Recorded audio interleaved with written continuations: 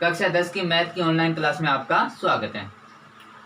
आज हम प्रश्नावली 4 का अध्ययन करेंगे जिसका नाम है दो चर वाले रैखिक समीकरण युग्म। तो यहाँ पे देखिए, दो चर वाले रैखिक समीकरण युग्म। पहले हम इस प्रश्नावली का बेसिक पढ़ेंगे, उसके बाद में इसके ग्राफ के ऊपर चर्चा करेंगे, क्योंकि इसका बेसिक यदि हमें पता है तो हम ग्राफ को बनाएंगे तो हमें थोड़ी आसानी होगी। दो चर वाले रैखिक समीकरण, यानी यहाँ पे चर कितने होने चाहिए? दो होने चाहिए। और समीकरण है वो कितनी होनी चाहिए? रैखिक। रैखिक का मतलब कितना? घात एक होनी चाहिए। अधिकतम घात चर की है वो एक होनी चाहिए। और युग्म का मतलब समीकरण है वो दो समीकरण होनी चाहिए।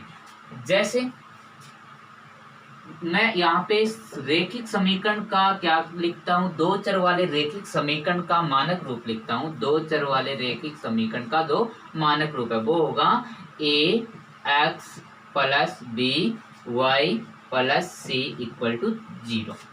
ये इसका क्या हो गया? मानक रूप है। अब देखिए यहाँ पे ए और बी और सी, इनको छोड़िए, एक्स और वाई को देखिए, ये है क्या? चर। कितने चर होंगे? दो चर। और इसमें देखिए रैखिक का मतलब इसके ऊपर भी घात एक और इसके ऊपर भी घात यानी एक है, तो ये रैखिक हो गए। इसको बोलते हैं रैखिक समीकरण। अब बात आई युग्म। युग्म का मतलब समीकरण होंगी दो, तो हम यहाँ पे दूसरी जो समीकरण लिखते हैं वो ये लिखी, a x plus b y plus c equal to 0। अब देखिए ये पहला समीकरण है, इसलिए यहाँ पे a1 b1 और c1। ये दूसरा समीकरण है तो इसलिए यहाँ पे a2 b2 और c2 लगा देते हैं। अब ध्यान दीजिए, यहाँ पे पहला जो समीकरण है इसमें ये a1 है वो x का गुणांक है, b1 है वो y का गुणांक है और c1 है वो अचर पद है। इसी प्रकार यहाँ पे देखिए ये a2 है वो x का गुणांक है, b2 है वो y का गुणांक है और c2 है वो अचर पद है। अब क्या करते हैं, हम इन सभी को लेकर हमें क्या करनी है?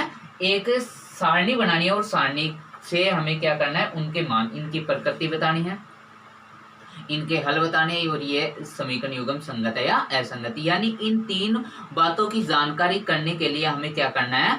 इस जो रैखिक समीकरण युग्म दिए गए हैं उनके गुणांकों का अनुपात लेना है और उनकी प्रकृति, उनके हल और संगत है या असंगत, इसके बारे में जानकारी के लिए हम यहाँ पे क्या करते हैं? एक सारणी का निर्माण करते हैं। सारणी का निर्माण करने से पहले यहाँ पे हम लिखते हैं क्रम संख्या। क्रम संख्या के बाद में आपको क्या लिखना है? यहाँ पे समीकरण युग्म, यानी जो समीकरण दी गई है उसका युग्म। उसके बाद में गुणांकों का क्या करना है? अनुपात लिखना है। गुणांकों का अनुपात लिखने के बाद में आपको उसकी प्रकृति लिखनी है, यानी किस प्रकार के हल होंगे, रेखाएं किस प्रकार आएंगी और यहाँ पे उसके हल बताने हैं, कितने हल होंगे और आगे उसके बारे में बताना है कि ये जो समीकरण युग्म है वो संगत है या असंगत। देखिए रैखिक समीकरण युग्म है वो इस प्रकार लिख लेते हैं हम, यहाँ पे a1 x plus b1 y plus c1 equal to 0 और दूसरा जो समीकरण है a2 x plus b2 y plus c2 equal to 0।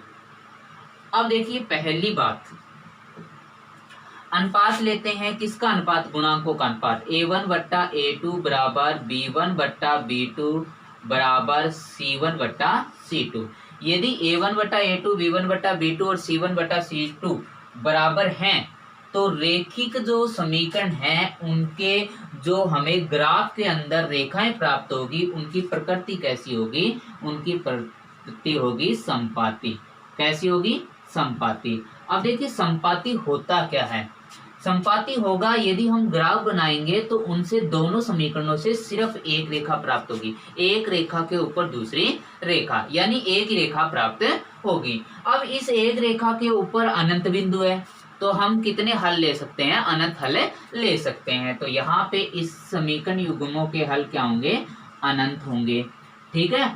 अब ये बात आई कि संगत है या असंगत, तो इसमें आपको ध्यान रखना है जिस समीकरण युग्म के हल होंगे वो समीकरण युग्म संगत होंगे। नंबर 2 बात, हमें क्या करना है, दोबारा अनुपात लेना है। A1 बट्टा A2 बराबर है, सॉरी बराबर नहीं है B1 बट्टा B2, बराबर नहीं है C1 बट्टा C2। यानी यहाँ पे ये जो अनुपात है वो बराबर नहीं होंगे, और यदि बराबर अनुपात नहीं होंगे तो जो हमें दो रेखाएं प्राप्त होंगी वो प्रतिच्छेदी रेखाएं प्राप्त होंगी। कैसी रेखाएं? प्रतिच्छेदी। और प्रतिच्छेदी रेखाएं देखिए कहाँ कितने स्थान पे काटती है, एक स्थान पे, तो एक, इसका हल कितना होगा, एक होगा।